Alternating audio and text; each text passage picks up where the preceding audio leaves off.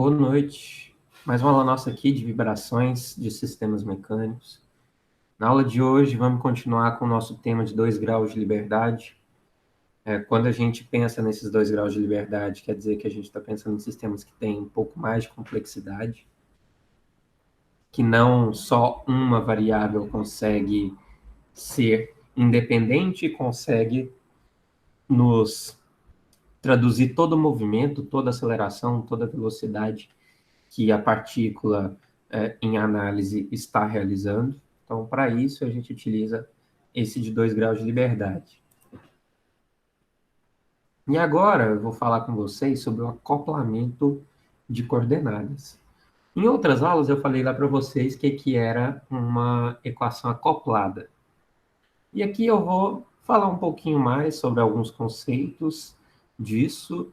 Vamos fazer exercício, depois a gente já vai partir para outra parte, para outra matéria que é relacionada com isso aqui também, mas e na outra parte a gente também vai fazer mais exercício. Nossa matéria da segunda prova já está acabando, então provavelmente na semana que vem eu já acabo com a matéria da segunda prova, para na outra semana a gente já fazer mais uma. Vou dar aqui 19:02, daqui 2 minutinhos eu faço uma chamadinha de quem está aí disponível. Bora lá. Primeiro eu tenho que definir para vocês o que é coordenada independente. Deixa eu começar perguntando para alguém. Se alguém quiser participar, você pode falar. Os graus de liberdade, o que eles falam para a gente? Como que a gente atesta quantos graus de liberdade alguma peça, algum equipamento tem? Alguém lembra?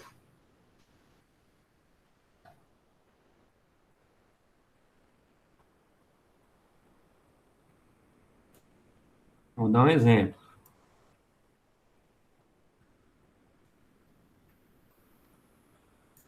Esse aqui é um sistema de quantos graus de liberdade? 1, né, Vinícius?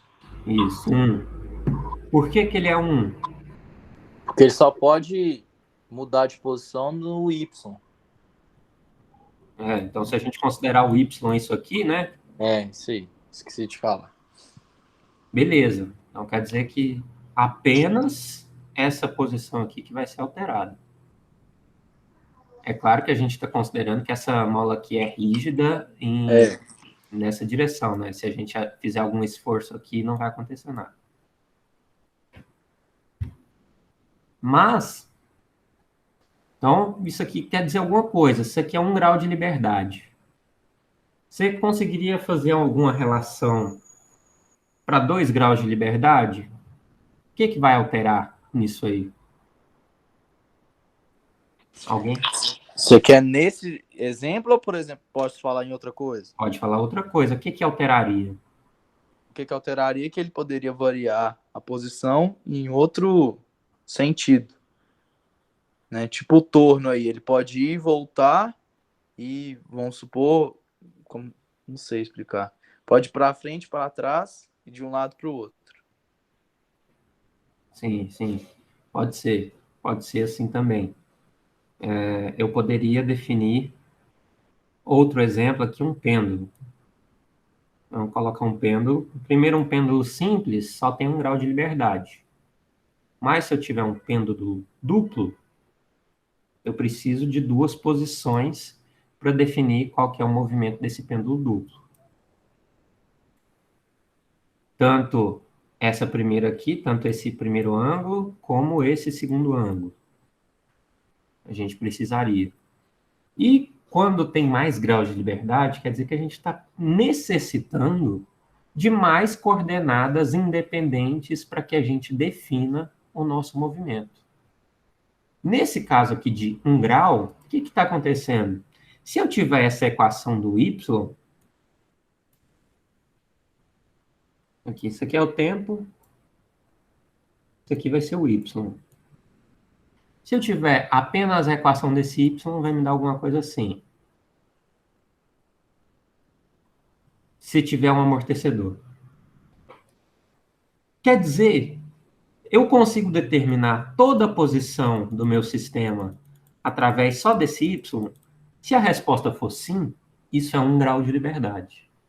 Se eu precisar de mais alguma variável para determinar toda a posição do meu sistema, você vai precisar de mais graus de liberdade.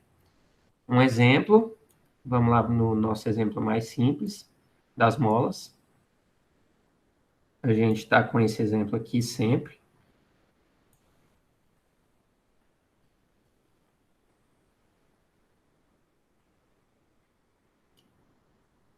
Esse aqui é o nosso problema.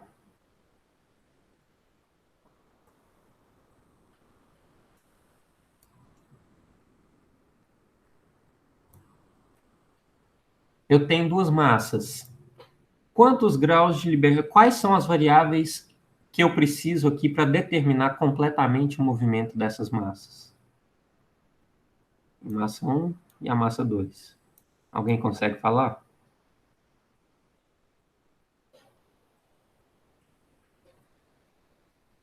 O que eu preciso para determinar aquela minha equação?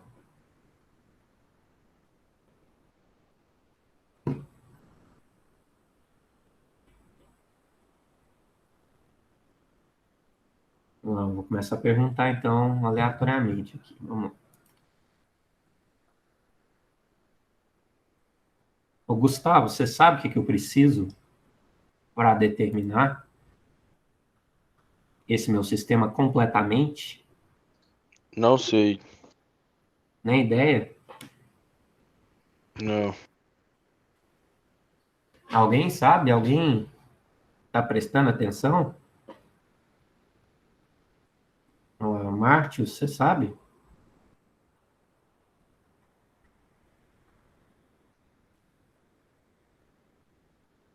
Vinícius, vai cuidar do Você X1. pode repetir a pergunta, Vinícius? Foi mal.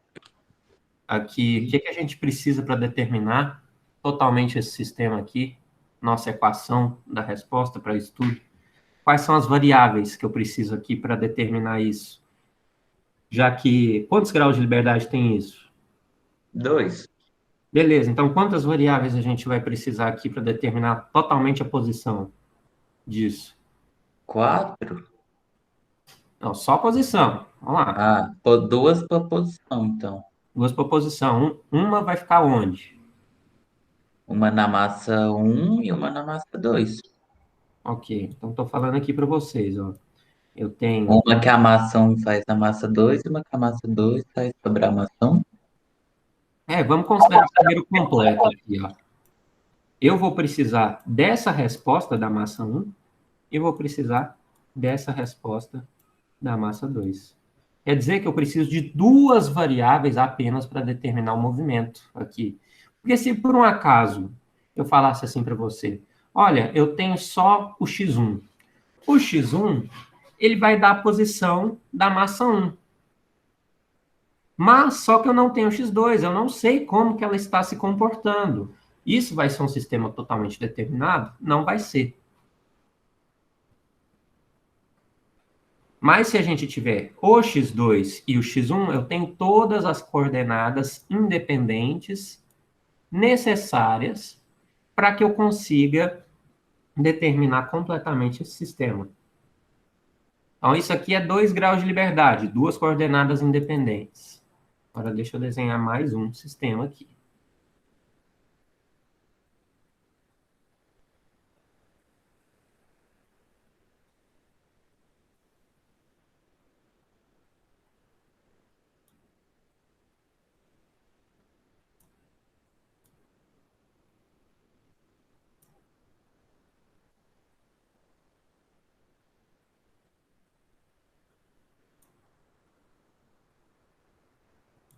Agora eu tenho três massas.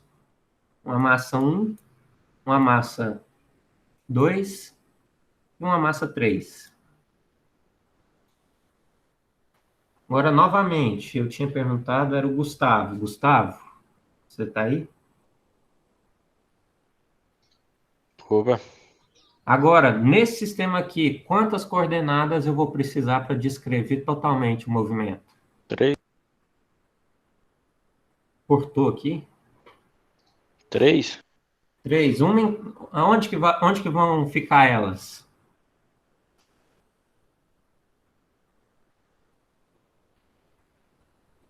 Não é difícil, gente. É só pensar. Eu acabei de explicar isso. Mostrei lá para vocês. Tem uma coordenada que a gente vai precisar para determinar a massa 1. Uma outra coordenada que a gente vai precisar para determinar a massa 2. E uma outra coordenada para determinar qual que é a posição da massa 3. Então, 3 coordenadas independentes, 3 graus de liberdade. A quantidade de números de coordenadas independentes para determinar um sistema estão diretamente ligadas com o número de graus de liberdade. Agora, sabendo que essa é a forma que a gente utiliza para determinar o que é grau de liberdade, o que é coordenadas independentes, vocês viram ali que a gente tinha x1, x2, x3. Eram as nossas coordenadas independentes. Mas só que dependendo do sistema que a gente estiver analisando, a gente pode utilizar diversas coordenadas para determinar onde que está o meu sistema. Um exemplo, eu poderia pegar esse torno aqui e a gente vai, por um exemplo, vai pegar as posições aqui dessa extremidade e dessa extremidade. Ou, se eu quiser, em outra configuração, eu posso pegar a posição dessa extremidade aqui, para cima e para baixo, e simplesmente o ângulo que é formado. Porque se eu tenho esse ângulo que é formado aqui, ó, eu também consigo descobrir qual que é a posição do outro local. Então, eu estou falando aqui para vocês que nós temos formas diferentes da gente representar um conjunto de coordenadas independentes. Existem mais maneiras, mais formas de representar do que apenas uma. Não é só aquele caso lá da gente falar, tem 3 massas, é só o x1, x2, x3. Não. Dependendo da complexidade do sistema, isso pode ter muitas opções. Então, vou pedir aí para vocês, deem um ok no chat, lá para a chamada, fazendo favor. Agora, depois eu vou dar uma olhada.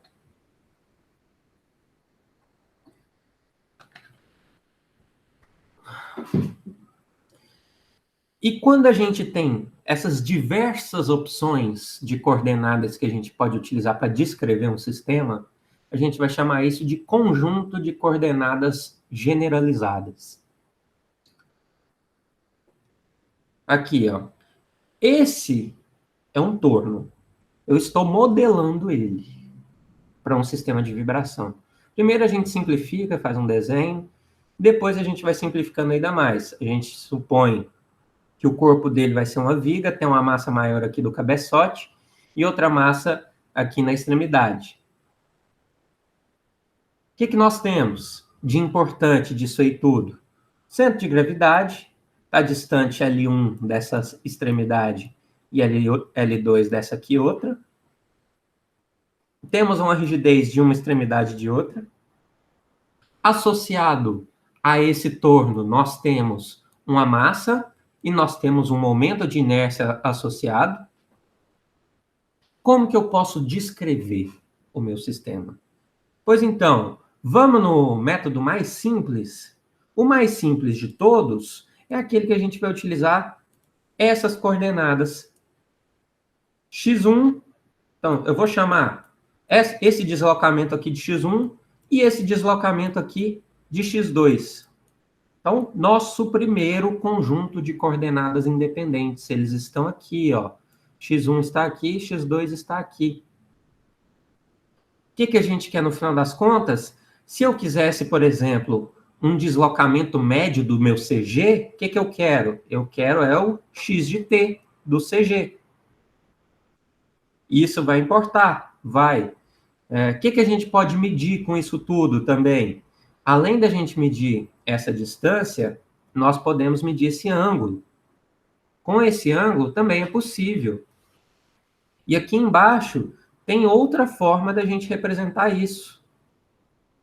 Se por um acaso eu tiver que colocar o meu centro, a minha referência em um local diferente, eu vou ter coordenadas diferentes, eu vou ter dados diferentes. Por exemplo, gente, olha aqui. Esse primeiro eu estou medindo no CG. É o caso mais simples e o mais comum. Eu estou medindo qual é a posição do meu sistema no CG. Só que aqui nesse, se eu por um acaso eu precisasse colocar meu sistema de coordenadas deslocado, eu ia medir de outro local. No caso aqui eu estou medindo de P, que é esse ponto, que está distante de E do CG. Quando isso acontece, nós temos outros conjuntos de coordenadas que vão determinar para a gente. Antes lá era x1 de t, agora não é mais. Agora a gente vai chamar isso de y menos L1 θ. E aqui y2 mais L2 θ. Então, aqui eu estou mostrando para vocês que tem diversas formas da gente escrever e determinar um sistema de vibração. Por exemplo, olha aqui, a primeira e mais simples. Eu medi as deflexões em torno das extremidades. É x1 e x2. Isso aqui é o mais simples. Segunda forma, se eu medir a deflexão no CG, é essa aqui. Terceira, a deflexão x1 e a rotação θ. O que é isso? Se eu medir o x1 e medir esse θ, eu também consigo determinar. Depois, se eu medir a deflexão na ponta P, então nessa ponta P, y de t, que é isso aqui, localizada numa distância E à esquerda do meu centro de gravidade e a rotação. Se eu medir esses dois, eu também consigo determinar todo o meu sistema. Então aqui eu estou provando para vocês que diversas coordenadas que sejam independentes, elas podem ser utilizadas. Não é só uma configuração possível. Beleza. Então eu estou falando para vocês, qualquer conjunto de coordenadas que a gente crie a partir daquilo ali que foi apresentado, vai ser válido. Primeiro, vamos utilizar uma abordagem que eu não quero x1, x2, que a gente estava acostumado. Agora eu quero x de t, que é aquela do CG, e o θ de t, que é o ângulo de rotação. Se a gente fizer nossa equação do movimento, ela vai chegar nisso aqui. E se eu fizer os momentos em torno do centro de gravidade, eu vou ter isso. Então, eu vou ter duas equações. Ok, eu tenho essas duas equações. Eu posso rearranjar elas em formato de matriz. Bom, tudo que estiver multiplicando o x dois pontos vai estar nessa linha. No caso, só tem um m, então por isso que é m e 0. Tudo que estiver multiplicando o θ duas linhas vai estar nessa linha aqui de baixo. No caso, é só o J0, que está aqui no segundo termo. Por isso que a gente tem aqui, ó, x duas linhas, θ duas linhas. Depois, a gente vai ver o que está multiplicando o x, o que está multiplicando o θ. Vamos começar com x. O que está multiplicando o x aqui, ó? Olha, isso tudo está multiplicando o x. E tem o θ também, aqui. Aqui tem x e tem θ. Aqui tem x e tem θ. Aqui tem x e tem θ. E no outro também, se a gente estiver analisando o que tem θ, aqui também tem θ, aqui tem θ. Todos esses têm. Quando todos têm, a gente vai ter uma matriz que não é diagonal. Antes, eu não sei se vocês lembram, quando eu falei para vocês, se eu tivesse só essa diagonal aqui e os outros termos não existissem, aqui fossem zero, isso seriam equações independentes. Quer dizer que uma massa não dependeria da outra. No caso aqui, e essa equação falaria que é independente. Se fosse aquele caso de 6C0. Beleza. Qual que é o caso para isso acontecer? Se esse termo for igual a esse, isso aqui dá zero. Se esse termo for igual a esse, isso aqui dá zero. Fizemos o primeiro caso, lá com o x de t e o θ de t. Agora, eu estou fazendo para outro caso. Eu estou fazendo para y de t e θ de t. Vamos dar uma olhada. Tem aqui as duas equações. Vou rearranjar elas em matriz.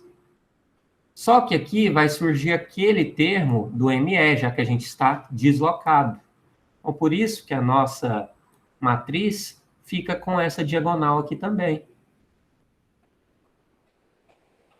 Beleza, então o restante aqui fica parecido, mas essa matriz aqui fica diferente. Se eu for definir para um caso geral, se eu for analisar essas coordenadas, eu vou ter o seguinte: é a massa de 1 devido a 1, a massa de 1 devido a 2, a massa de 1 devido a 2, a massa de 2 devido a 2. Isso vai ser multiplicando a primeira coordenada e depois a segunda coordenada. Aqui nós temos a matriz de amortecimento, aqui nós temos a matriz estática ou a matriz de rigidez, e essa aqui é a nossa força. No caso aqui está uma força igual a zero. Se por um acaso a minha matriz for diagonal, aqui, ó, ela tiver isso, só isso, tanto na massa, quanto na inércia, quanto na rigidez, quanto no amortecimento. Se a gente tiver essas matrizes que forem diagonais, a gente pode falar que tem um sistema acoplado. Esse sistema acoplado, ele pode ser, se ele tiver diagonal só no amortecimento, é um acoplamento de amortecimento. Se ele tiver acoplado aqui na rigidez, é um acoplamento estático. Se ele tiver acoplado nas massas, é um acoplamento de inércia. Então, com isso tudo, aí, gente, eu quero só falar para vocês quais as variáveis que a gente determina para resolver o nosso problema é conveniência. Eu não preciso ficar bitolado em apenas uma variável. Se outra te ajudar, a gente consegue chegar nos mesmos resultados. Então, eu vou mostrar aqui para vocês que a partir dessa matriz aqui e dessa aqui, a gente vê que o acoplamento vai depender da minha natureza das coordenadas. Então, não vai ser uma propriedade do sistema, depende da coordenada. Olha aqui, gente, isso que eu estou falando. Essa matriz não está acoplada. Olha aqui, não está, porque tem todos os termos. Mas quando a gente estava utilizando outras coordenadas, ela estava. Então, não é uma coisa que é o sistema que vai ser acoplado ou não vai. É você que vai definir. Aí vai depender. Você quer facilitar seu problema? Talvez seja mais interessante utilizar aqui um sistema desacoplado ou acoplado. Depende do que você quer. O que eu posso fazer aqui? Eu posso escolher um sistema de coordenada que vai me garantir que eu tenho um movimento não acoplado. Vocês vão ver como é que eu vou fazer isso no exercício, mas eu vou definir isso aqui como Q1 e Q2. Eu vou substituir algum desses termos aí por Q1 e Q2 lá, para que a gente tenha, consequentemente, uma matriz não acoplada. E eu vou chamar isso aqui de coordenada principal ou coordenada natural. Isso é uma forma da gente simplificar o nosso problema. Eu estou falando aqui complicado nesse tempo inteiro, em toda essa aula de hoje, mas isso aqui é para facilitar um problema dessa magnitude. Para isso, eu vou mostrar aqui para vocês esse exemplo.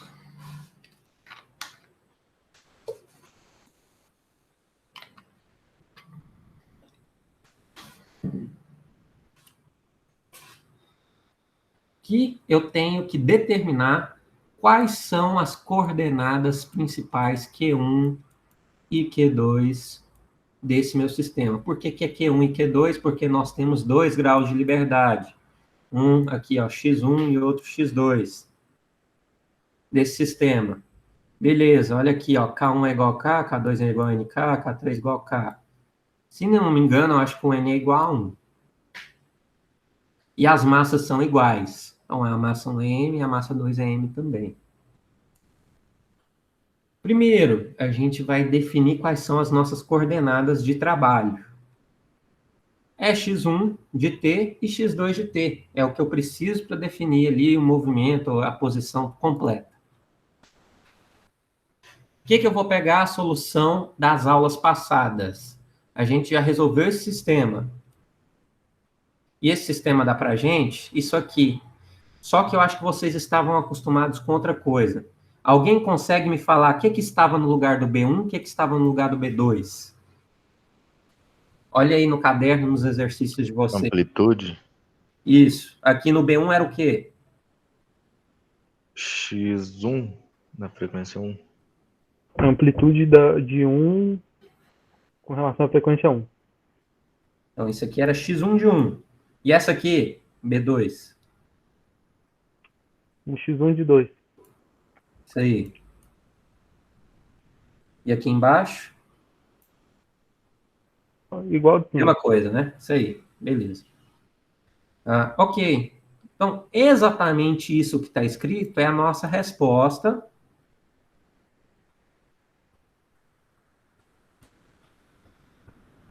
que a gente já tinha determinado.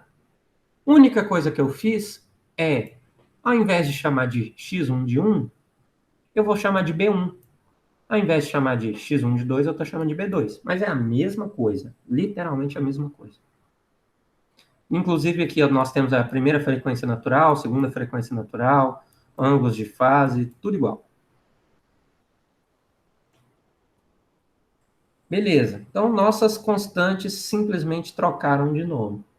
Tá aqui, B1 é x1 de 1 e o B2 é x1 de 2. Agora a gente tem que criar coordenadas independentes a partir disso aqui. Como que eu vou criar coordenadas independentes? Eu vou chamar uma grande porção dessa equação de Q1 e uma grande porção de outra equação de Q2. Vamos ver. Eu vou falar aqui para vocês, olha, Q1 é B1 cosseno de ômega t mais φ1. Então tá aqui, ó. Isso eu vou chamar de Q1. E o Q2 vai ser isso aqui. Esse aqui é o Q2. Então, vocês concordam comigo que a primeira equação, se eu quisesse reescrever ela, seria x1 é igual a Q1 mais Q2. E a segunda equação, se eu quisesse reescrever ela, seria x2 é igual a Q1 menos Q2. Até o momento está simples. Eu dei toda aquela explicação teórica, mas até o momento está muito simples. Vamos lá. Eu sei que Q1 e Q2 têm formas harmônicas. Vocês lembram que os nossos modos de vibração eram baseados ali naquilo também? E eu estou considerando, já que ele tem forma harmônica, eu posso representar com cosseno ou com seno. Posso falar assim, olha, o Q é um B cosseno de ômega t mais φ. A gente sabe que é isso. Então, quando a gente for montar nossa equação de movimento, ela ficaria da seguinte forma. Então, o Q, duas linhas, ou a derivada segunda do Q, mais ômega quadrado vezes Q, é igual a zero. Quer dizer, se eu colocar os meus ômegas aqui, tanto o ômega 1 quanto o ômega 2, primeiro, esse aqui é o ômega 1 e esse aqui é o ômega 2. Eu consigo resolver. Quer dizer, agora eu consigo achar a minha resposta, a partir daquelas frequências que a gente já tinha, de ômega 1 e ômega 2, eu sei que não tem acoplamento estático nem dinâmico, porque a gente está trabalhando com coordenada principal, e agora a gente vai comparar as equações. Comparando esse x1 e x2 com essa aqui, a gente vai escrever aquilo que eu escrevi para vocês. Lá. O que eu escrevi lá? x1 é igual a q1 mais q2. E o x2 é igual a q1 menos q2. Vamos solucionar? Simples. Eu sei que o q1, isolando ele, vai ser x1 menos q2. E se eu substituir esse q1, pegar esse q1 aqui, ó, e levar ele para essa equação, eu vou sobrar com esse resultado. x1 de t menos q2 menos q2. O que isso vai me dar? Se eu isolar o Q2, olha o que vai ficar. Aqui está menos Q2, menos Q2. Então, dá menos 2Q2, que passa lá para o outro lado, mais 2. Fica o X1 desse lado, passa o outro subtraindo. Então, fica X1 menos X2 dividido por 2. Isso fala para a gente o que é o Q2. Então, está aí nossa definição. Uma das nossas coordenadas principais. Agora, a gente faz a mesma coisa para o Q2. Eu isolo o Q2, peguei o Q2 aqui e isolei ele, e vou jogar ele na outra equação. Jogando ele na outra equação, a gente vai isolar o Q1. Então, o Q1 vai ser x1 de t mais x2 de t dividido por 2. Esse é o nosso resultado para o Q2. E com isso, a gente determinou exatamente quais são nossas coordenadas principais. Eu queria determinar Q1 e Q2 estão aqui determinadas. Q1 e Q2 vão ser função de x1 e de x2. Só que com isso, eu posso facilitar o meu resolvimento quando a gente está em problemas mais complexos.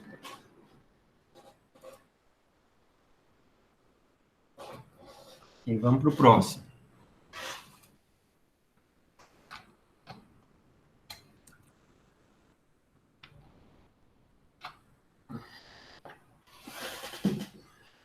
Determine as frequências de inclinação e movimento vertical de um veículo e os nós.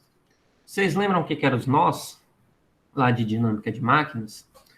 A gente pode pegar aqui posição vertical, dividido pela inclinação, a gente vai ter um nó.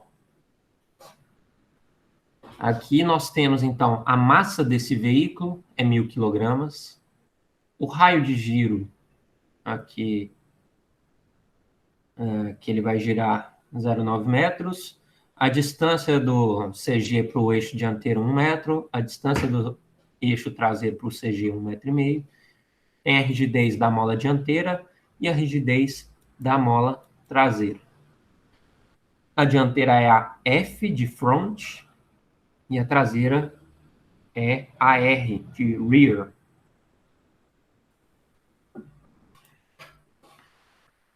Pediu para a gente determinar o quê? Frequência de inclinação. Inclinação está relacionado com θ. E movimento vertical. Movimento vertical é x. Então é o seguinte, isso é o x e isso é o θ.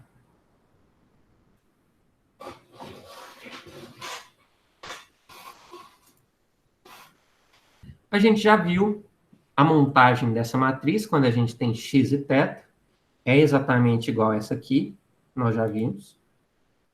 O que eu posso fazer? Substituir os meus dados. Eu sei que K1 é KF, K2 é KR, e sei que o momento de inércia é massa vezes o raio de giro ao quadrado. Isso aqui é a definição do momento de inércia. Agora, eu vou assumir que isso vai ter uma solução harmônica, aquela mesma solução que a gente determina para qualquer coisa. Então, quer dizer que o x vai ter uma solução amplitude de x, cosseno de ômega t mais φ, e o θ vai ter amplitude de θ, cosseno de ômega t mais φ. Os dois têm a mesma forma. A gente tem que só determinar o que vai ser diferente, que é essa amplitude e essa amplitude. O que a gente vai fazer? Pega lá nossa matriz, substitui os nossos dados.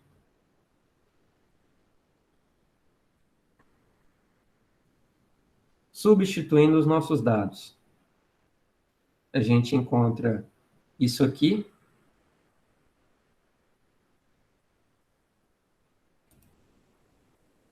Então, com isso, a gente vai substituir os nossos valores do exercício. Foi dado lá para a gente que os valores do exercício eram esses aqui. Então, numericamente, a gente substituiu todos esses valores na nossa matriz. Para a gente encontrar tanto o x, que é a amplitude da resposta x, e o θ, que é a amplitude da resposta θ. Esse aqui é o x maiúsculo, esse aqui é o θ maiúsculo. Fazemos o determinante. Da mesma forma lá da outra matéria. Como é que faz o determinante, gente? Faz essa coluna vezes essa, menos essa diagonal. Aqui falei coluna, foi mal. Essa diagonal, menos essa diagonal. Isso tudo vai ser igual a zero. Isso vai ser o determinante. Aí a gente acha as raízes, vocês sabem como é que acham as raízes. É um polinômio de quarto grau. Então, tem ômega 1 e ômega 2, foi dado que a gente precisava. Determine frequências de inclinação e movimento vertical do veículo. Tá aqui, ó. A de inclinação é essa, ômega 1, está associada ao x1 de t, ou x de t, desculpa, e o ômega 2, que está associado ao θ de t. Um está associado ao movimento vertical e o outro à inclinação. Aí, desse jeito aqui, a gente consegue determinar essas frequências. Por fim, falta só os nós. Os nós, eu tenho que pegar aqui o x devido à frequência 1, e o θ devido à frequência 1, e o x devido à frequência 2 e o θ devido à frequência 2. Como que eu acho isso? Quem chuta? Hassan, você chuta para mim como é que eu acho esse x de 1 aqui? Eu já falei que é devido à frequência 1. É igual no outro exercício? É igual. Não, nos da aula passada? É assim. Então é igual das aulas passadas. Que é o quê? Deixa eu lembrar aqui, só um minuto.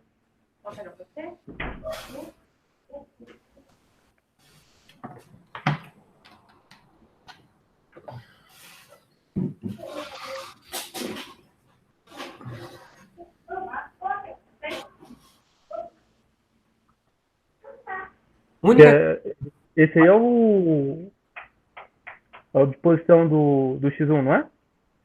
Oi? É o vetor de posição do x1? Mas você quer saber como é que eu acho ele?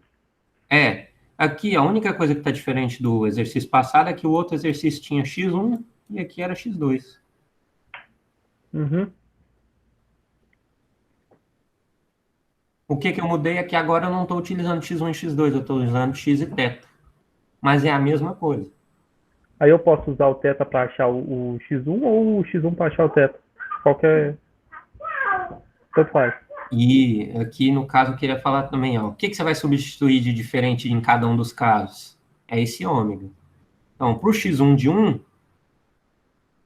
para o x de 1, o que você vai substituir ali? É a frequência 1. Do ômega 1. Agora, para o x de 2, o que é? Se eu quisesse achar o θ, eu ia substituir a frequência de 2. Do ômega 2. Isso também. Então, a gente quer encontrar todos esses valores com as frequências. Então, o x de 1, eu tenho que utilizar a frequência 1. O x de 2, frequência 2. O θ de 1, a frequência 1. E o θ de 2, a frequência 2. Simplesmente, eu venho aqui, ó, primeiro, com ômega 1, você tira esse ômega aqui e coloca o ômega 1, que é o nosso valor que a gente calculou. Então, você vai fazer toda aquela... Você vai multiplicar isso aqui, você vai ter duas equações, você vai encontrar o x de 1 e você vai encontrar o θ de 1, para esse primeiro caso. Depois, o que você vai fazer? Você vai substituir o ômega 2. Aí você vai encontrar o x de 2 e você vai encontrar o θ de 2. Quando a gente faz isso, a gente encontra alguns valores e acha os nós. Tem o nó aqui da primeira frequência e o nó da segunda frequência.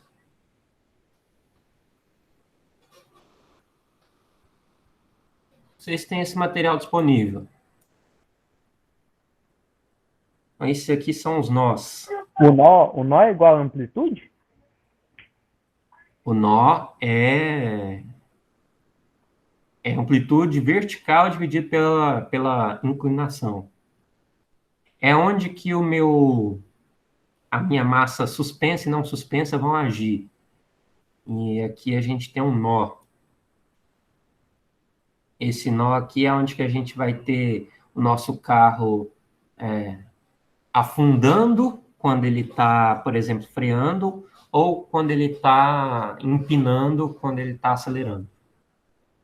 Aqui está mostrando esse exato ponto para a gente. Tem esse nó aqui e tem esse nó aqui. Isso é mais lá com aquela disciplina de dinâmica de máquinas. Ok, beleza. A gente já vai para a próxima parte.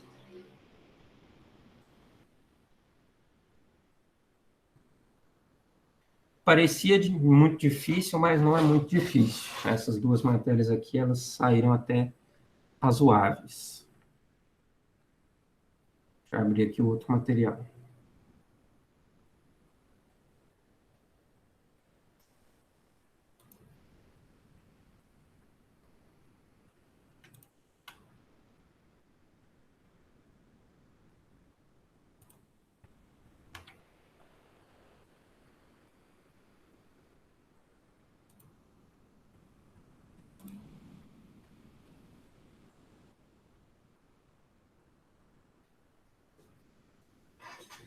Agora a gente vai analisar um sistema de 2 graus de liberdade que tenha uma vibração forçada. Vibração forçada é aquela que, ao invés de ser igual a zero, vai ser igual a uma força. Força qualquer, pode ser uma força unitária, ou uma força harmônica, uma força aleatória. Então, tem diversas opções. Vamos lá, 2 graus de liberdade. Nosso sistema de 2 graus de liberdade é esse, o mais geral possível, onde que a gente tem excitação por forças. Alguma dessas forças pode ser zero, não tem problema. Se as duas fossem zero, seria um caso de vibração livre. Beleza.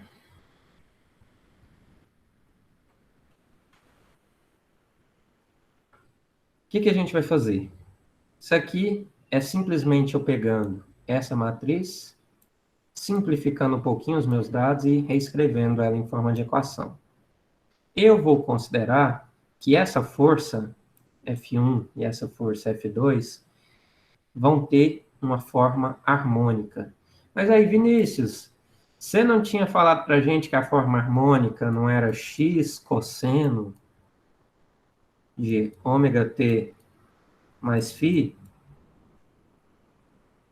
E eu falo, isso aqui é uma forma harmônica. Mas a gente consegue escrever essa equação dessa forma aqui também. As duas são harmônicas.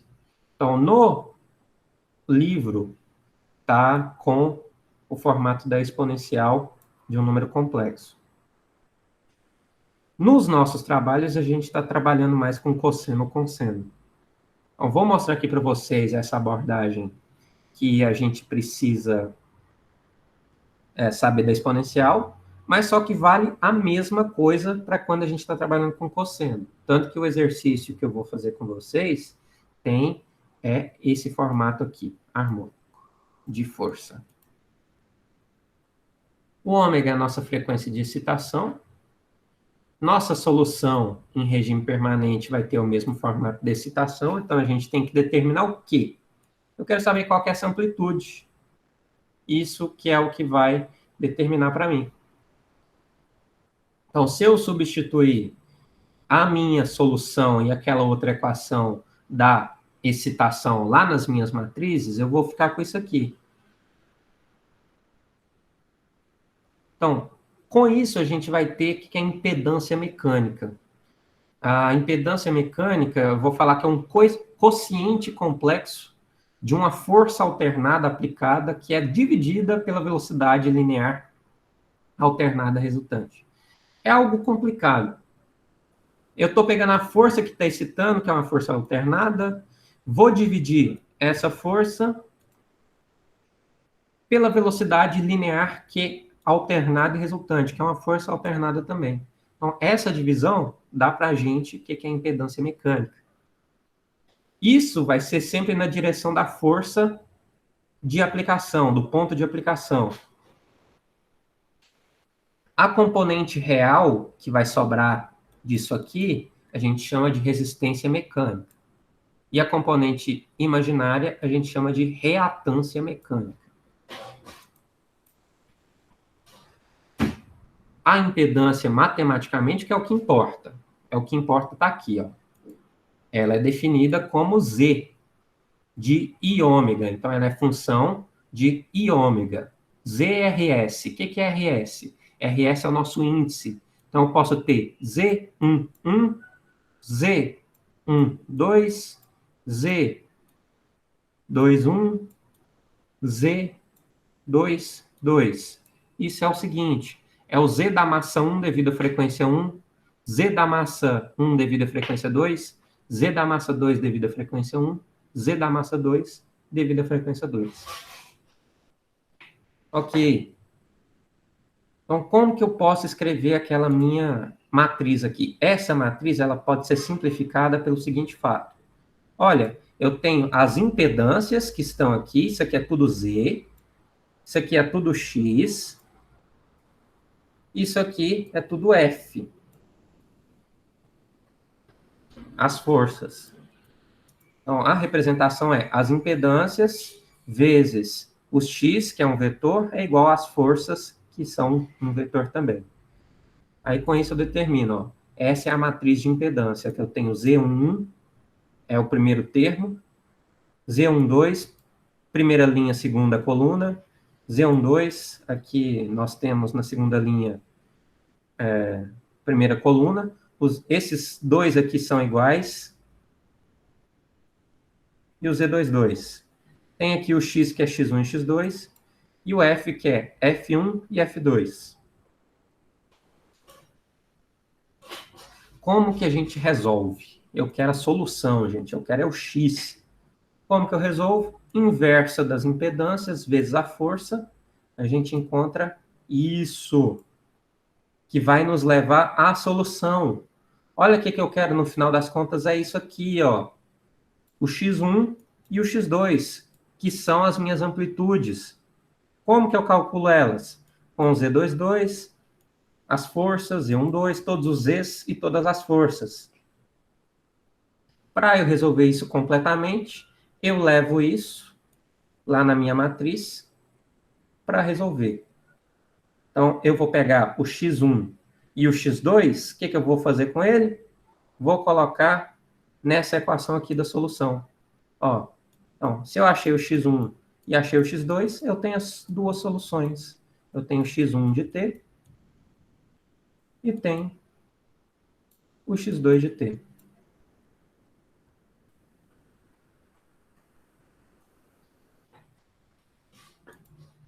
Ok, deixa eu fazer aqui esse exemplo rapidinho. Esse exemplo é: determine a resposta em regime permanente do sistema e a representação gráfica da curva resposta em frequência do seguinte sistema. É aquele mesmo sistema que a gente está acostumado. E tem 2 graus de liberdade, só que tem um porém. Agora eu tenho uma força harmônica agindo na massa 1. Aqui é 0. A força é 0 aqui. Mas ali a gente tem uma força F10 cosseno de ômega t. Lá do nosso primeiro exercício que a gente fez, a gente fez as equações do movimento. E com as equações do movimento a gente tem a matriz associada. Qual que é a diferença? É que aqui não é 0. Isso aqui antes era 0, agora é F cosseno de ômega t. Aqui.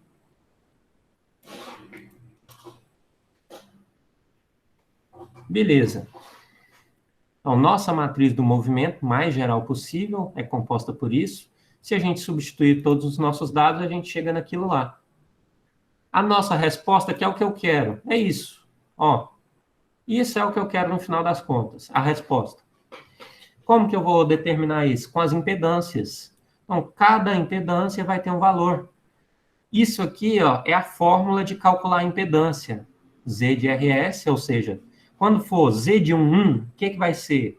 Vai ser menos ômega 2, menos ômega quadrado, M11. E aqui vai ser 1 também, e aqui 1 também. Então, quer dizer, é o mesmo termo, é o mesmo índice que estiver aqui no Z, é o mesmo índice que tem aqui no M, no C e no K. Beleza, então a gente tem todos esses dados, todas as forças, beleza. O que a gente faz? Calcula. O Z11, ele vai ser igual ao Z22. Porque os valores aqui vão coincidir. Eles vão dar exatamente esse termo aqui para a gente. Isso aqui é um valor numérico. E o Z12 vai dar menos K, que também é um valor numérico. Ok. Tenho todas as minhas impedâncias através dessa equação.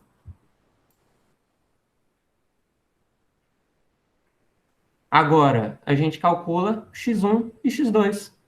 Como que calcula isso? É com aquela fórmula também lá com as impedâncias. Estão aqui, ó. Se eu substituir aquilo que eu achei, eu vou encontrar essas equações, que é x1 e x2. Pronto, acabou o exercício. Acabou o exercício porque é só voltar com eles aqui, ó. Eu vou ter o x1 de t e o x2 de t. Pronto, acabou. Não é complicado. Agora eu vou mostrar para vocês um exercício.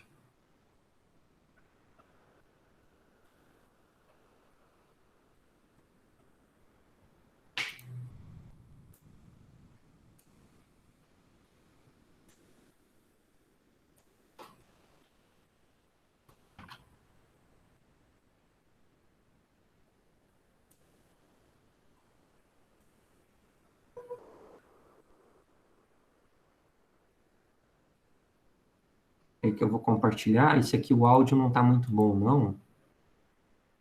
Mas acho que ainda dá para escutar.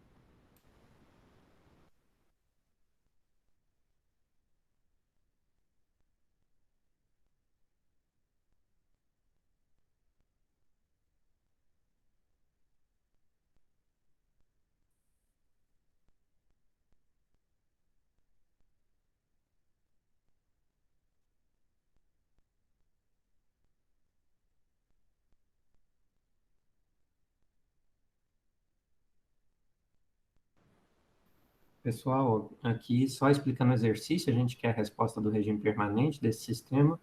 2 graus de liberdade, tem uma força aqui, é bem parecido com aquilo lá, só que agora a gente tem valores numéricos para usar.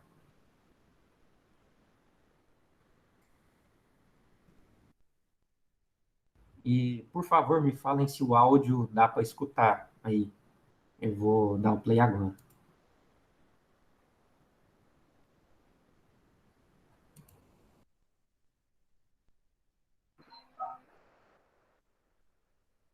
Vamos fazer um exercício hoje, então, que a gente vai determinar a resposta do regime permanente desse seguinte sistema. O seguinte sistema, então, tem 2 graus de liberdade, tem uma força de excitação aqui na massa 1, e a gente tem também aqui o valor da nossa massa, tanto essa massa quanto essa massa são iguais, e o valor do nosso K também, da nossa mola, que é igual para todos. Agora, então a gente vai começar com a nossa equação do movimento. A gente já viu em algumas oportunidades que essa equação do movimento, então, tem a seguinte forma. O M1, só chamando isso aqui de M1, isso aqui de M2, sabem que os dois são iguais, né? Então a gente pode chamar aqui M1x1, ó, M1x1 mais 2K vezes x1 menos K vezes x2. Isso vai ser igual nossa força que está agindo aqui, ó, 30 cosseno de 10t. 30 cosseno de 10t. E para de baixo, a gente também já viu isso. Então vai ser o M2x2 menos Kx1 mais 2Kx2. Que vai ser igual a zero porque a gente não tem nenhuma força agindo na nossa massa 2. Só que a gente pode até simplificar ainda mais, porque M1 e M2 são a mesma coisa aqui. Então posso trabalhar apenas com M, que está ok. Substituindo os meus valores aqui, então a gente consegue ter os valores numéricos. Vamos lá, isso aqui, vamos para os valores numéricos da nossa equação. Então, M1x1 vai ser 5 vezes x1, mais 2 vezes K vezes x1. K é 30, então vai dar 60x1. Depois a gente vai fazer menos 30x2. Depois aqui a gente coloca o 30 cosseno de 10t. Na parte de baixo, então, a mesma coisa. 5 vezes x2, duas linhas, menos 30 vezes x1, depois mais 60 vezes o x2. Isso igual a zero. Então a gente vai montar isso aqui, que a gente acabou de achar, na nossa notação matricial. Então vamos lá. Montando a notação matricial. Eu vou colocar aqui o 5, que vai ser zero, porque aqui só tem uma massa multiplicando x1. Depois na parte de baixo não tem nada multiplicando a massa multiplicando x1, então vai ser zero. E tem o 5, que é esse 5 aqui multiplicando x2.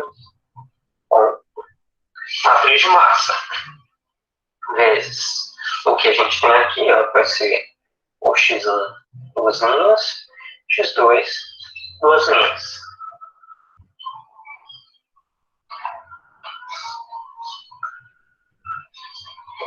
Agora vamos para a matriz de 3. Vai ser então primeiro o nosso 60 aqui. Depois a gente vai ter o menos 30 que está aqui. O nosso menos 30 que está também aqui. E o 60 que está aqui. Isso vezes x1 e x2. Posição. E a gente vai igualar isso com a nossa força. Que no caso, nossa força aqui é 30 cosseno de 10t. E aqui embaixo é zero. Então, achamos nossa notação matricial para isso aí. Ok. Então vamos lá, substituir isso na nossa resposta. A gente sempre vai adotar uma resposta exatamente igual à nossa excitação. Então, se a nossa excitação tem essa forma harmônica aqui do 30 cosseno, então, a nossa resposta, o xj de t, vai ser uma amplitude xj vezes cosseno de ômega t. Sendo que esse j vai ser 1 e 2, né? Porque a gente tem 2 graus de liberdade aqui. Então, vamos lá calcular a nossa impedância para a gente achar esses valores que são importantes para ele. Calculando a impedância.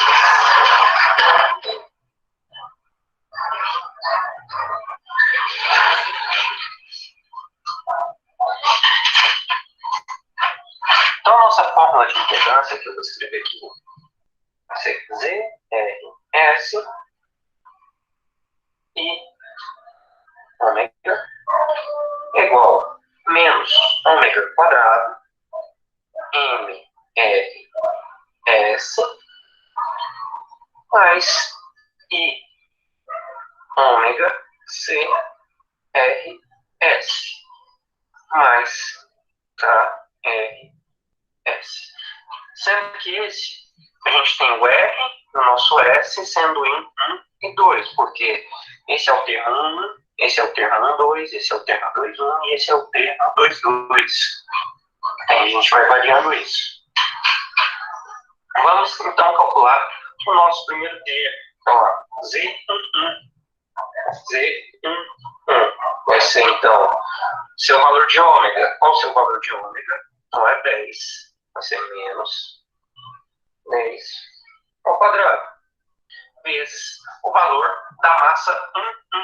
Massa 1, se a gente vier aqui em cima, é bem essa massa 5.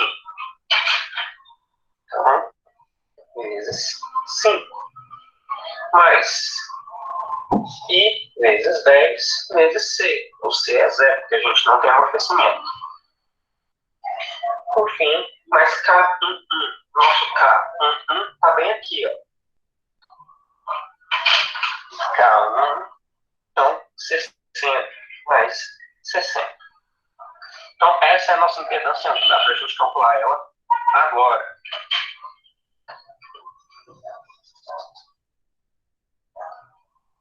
Então, vai ser menos 100 mais, quer dizer, menos 100 vezes o 5. Isso mais 60. 440. Então, achamos a nossa primeira impedância aqui, 440. Agora a gente calcula a nossa impedância Z12. Z12. Então a gente vai para o termo 2. O início começa mesmo, né? Menos x ao quadrado vezes. Qual que é a massa que tem aqui em 2? Se a gente olhar aqui, ó, a massa 2 é 0. Então, isso aqui vezes 0. Mais I vezes 10 vezes 0. E depois, por fim, a gente tem aqui mais K12. Nosso K12 é menos 30. Então, menos 30 aqui. Vamos fazer essas contas. Então, aqui vai dar 0. Aqui é 0. Então, aqui vai dar menos 30. A única coisa que sobrou. O Z21 vai ser exatamente igual a esse aqui. Então, eu vou colocar o Z21 também aqui. Ó. Então, Z12 e Z21 é a mesma coisa. Por fim, a gente também vai achar o valor de Z22. Vocês vão ver que vai dar igual aqui também. Então, a gente vai calcular o Z22. Vai ser menos 10 ao quadrado vezes. Qual que é a massa 22? Massa 22 é essa aqui. Então, 5. Depois mais I vezes 10 vezes 0. Enfim, mais K, 2, que é 60. Se a gente vê isso, então, essa expressão e essa expressão são iguais. Então, vai dar 440 também. Achamos, então, nossas impedâncias. Próximo passo, então, a gente vai calcular nossas soluções.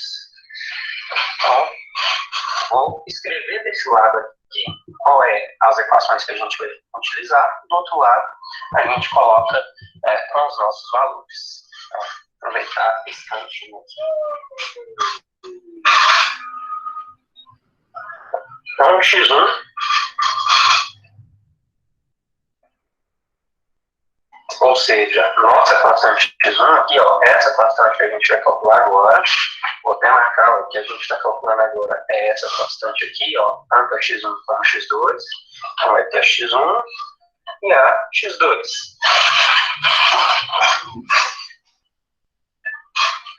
Então vai ser Z22 de I ômega vezes a força 1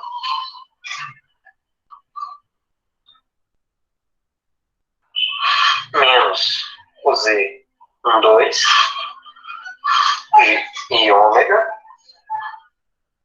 vezes a força 2. Depois a gente substitui nossos valores aqui para ver o que é zero e o que não é. Vai ser Z11 de I ômega vezes Z22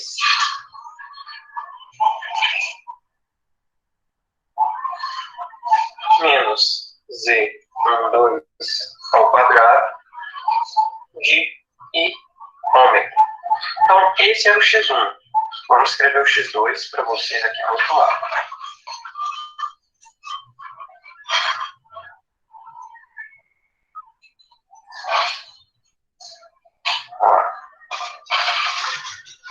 X2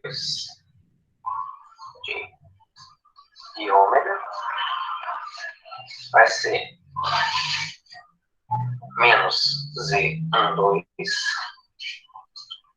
de I ômega vezes a força 1 mais Z11 vezes a força 2. Isso tudo dividido por Z1 vezes Z22 menos Z12 ao quadrado de I. Então, vamos substituir nossos valores agora, que a gente conhece quais são as equações. E a gente já calculou tudo isso aqui. A gente sabe exatamente o que é. Então, vamos lá.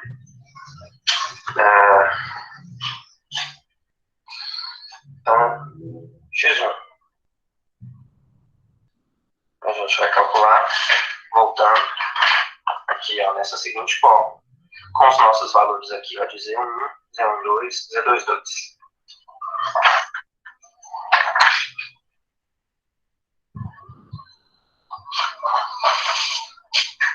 Então, a primeira coisa vai ser o nosso Z22 vezes a força 1.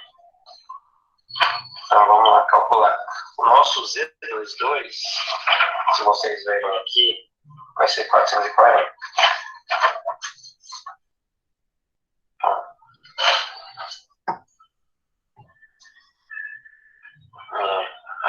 440 vezes a força 1.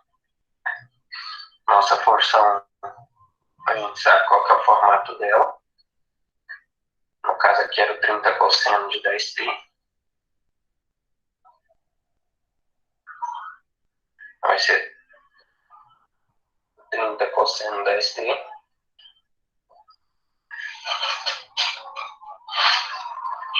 Depois disso, a gente vai somar com a segunda parte, que a segunda parte teria com relação ao seu F2, o F2 é 0, então é só isso aqui na parte de cima. Depois disso, na parte de baixo, o Z11 vai ser igual ao Z22, então vai ser 440, vezes o Z22, que é 440 também, então 440 vezes 440. Isso, depois, menos o Z12 ao quadrado. Se a gente lembrar, então, menos o menos 30 ao quadrado. É isso, então, aqui, o nosso x1. Depois a gente calcula. x2, escrevendo também, vai ser, então, menos z12.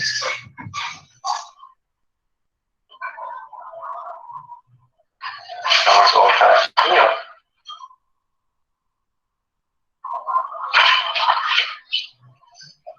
Menos z12 é o nosso menos 30. Então, menos o menos 30 vezes a sua força 1. Então, cosseno de 10t. Mais essa segunda parte aqui, que é toda zero, porque a gente não tem força em 2. Isso, então, dividido por z, vezes z22, vai ser o mesmo, 440, vezes 440, menos o menos 30 ao quadrado. Então, a gente tem duas constantes aqui para a gente calcular.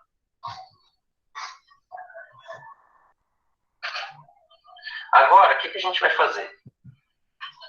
A única coisa que vai ser diferente aqui é só que eu vou calcular a partir da amplitude da minha força. Espera aí que tem a segunda parte do vídeo que eu vou passar para vocês. E já corrijo um negócio se estiver errado ali.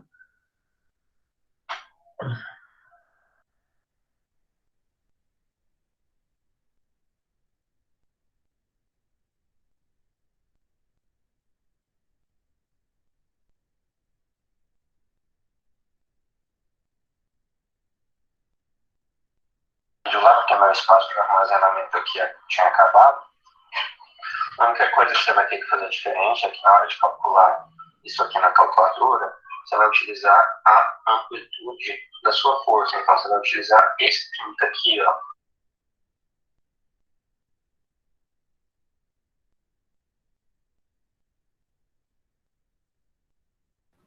Vou falar aqui que eu acho que fica melhor. Seguinte, você tem aqui as duas amplitudes, x1 e x2. As duas amplitudes, se a gente for dar uma olhada, tem aqui o cosseno de 10t nos dois termos. O que a gente faz? A gente deixa esse cosseno de 10t para colocar lá na resposta final. Eu não vou levar ele em conta aqui nessa conta inteira da amplitude. Então, o que eu fiz? Era o 440, que era menos 440, isso que eu tinha esquecido, ó, menos 440. Vezes tudo isso, então a gente acha menos 6,85 vezes 10 a menos 2.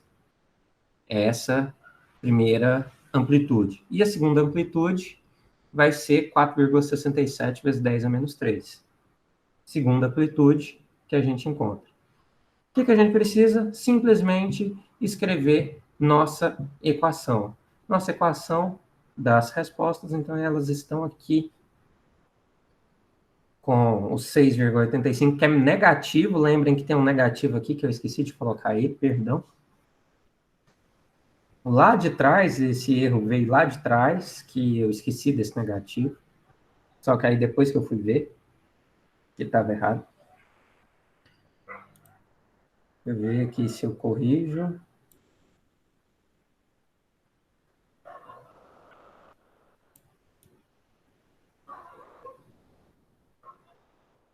Não cheguei a corrigir no vídeo, mas tinha um negativo ali do menos 440, e consequentemente o restante também era negativo. Vou deixar aí um pouquinho para tirar um print ou para copiar. Já que essa última parte aí, o armazenamento lá do celular acabou. Aí não teve como. Eu continuei gravando achando que estava gravando e não estava gravando.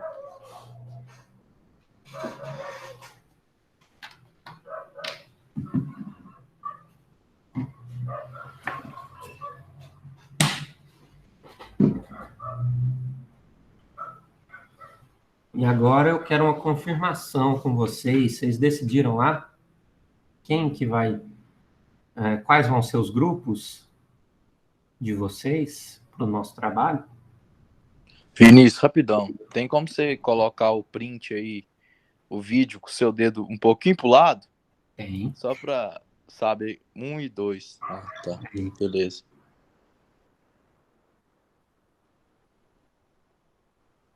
Era só esse aí, do 1 e 2? É, e teve um pra trás também que eu não consegui copiar quando estava calculando o X1. Às vezes você dá, tipo assim, vai escrevendo e não dá pra gente olhar, copiar com o tempo que você tá escrevendo, sabe? Eu entendo. É que esse vídeo aí tá um pouco antigo. Nos vídeos que eu faço agora, eu tô tentando calcular de forma um pouquinho mais devagar. Esse é porque é um vídeo um pouco mais antigo. Vocês veem que até o áudio tá diferente. Cachorrada e o barulho aqui tava... Parece que amarrou um gato no microfone. Aham. Tava, assim, complicado esse dia. Não, mas, tipo assim, eu acho seus vídeos de boa. Só acho que, tipo, quando você acaba, por exemplo, de copiar uma folha, espera um pouquinho antes de você começar a outra, porque, tipo, às vezes, pra gente que tá copiando, não é tão rápido igual você que tá fazendo, né? Se você esperar um pouquinho, dá tempo da gente tirar um print também. Beleza, eu vou fazer isso. Eu já estava fazendo isso nos vídeos mais atuais, né? Mas só que eu acho que eu ainda estava deixando pouco. Eu deixava só uns 10 segundinhos ali. E eu acho que vamos deixar mais tempo. Eu sei que é difícil de copiar também. Só vocês falarem que eu dou pause, eu volto, também não tem problema não. Beleza. Você consegue voltar para mim, então, quando você calcula o X1, só para ver se eu copiei a fórmula certa? Ah, peraí.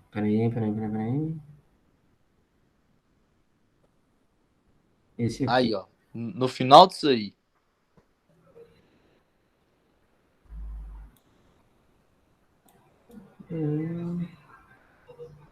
Era só isso aqui, ó. Beleza. Acho que dá para ver, Perfeito. né? Aí, deu certo para ver aqui. Obrigado.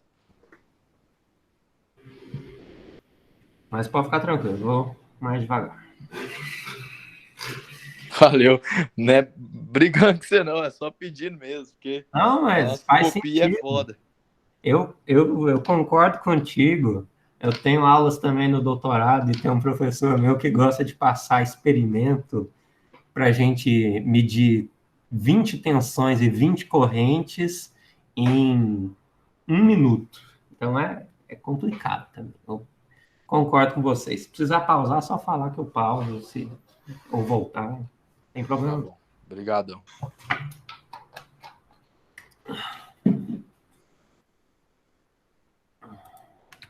Ok, pessoal, o que vocês decidiram lá sobre os grupos? Vocês já têm os grupos? Eu peço que vocês coloquem o nome dos integrantes dos grupos lá no nosso grupo de WhatsApp, até 3 integrantes. Lembrando que 2 grupos vão falar sobre simulação. Então, se o seu grupo for de simulação, você coloca os integrantes e já coloca simulação. E para ajudar vocês, deixe eu mostrar isso aqui.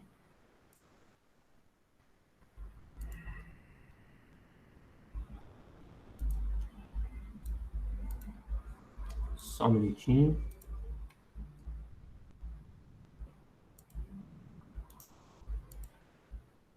Aqui eu estou mostrando meu canal. Eu criei uma playlist. Está uma playlist de dinâmicas. Aqui, ó, vibrações. Eu não posso dar play, esqueci. Mas está aqui, ó, simulações dinâmicas, vibrações. Então, tem um monte de vídeos aqui sobre simulações de dinâmica no SolidWorks. Então, tem um monte de coisa aqui ensinando como é que faz, não só no SolidWorks, como também no Inventor, porque eu lembro que algum aluno tinha falado sobre o Inventor, então eu deixei aqui uma playlist com 10 vídeos sobre isso para auxiliá-los.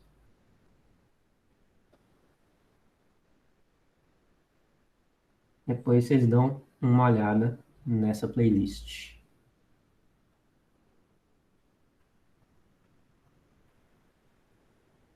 Beleza, vamos fazer nossa pausa. Daqui 10 minutinhos a gente volta com a nossa aula de sistemas térmicos.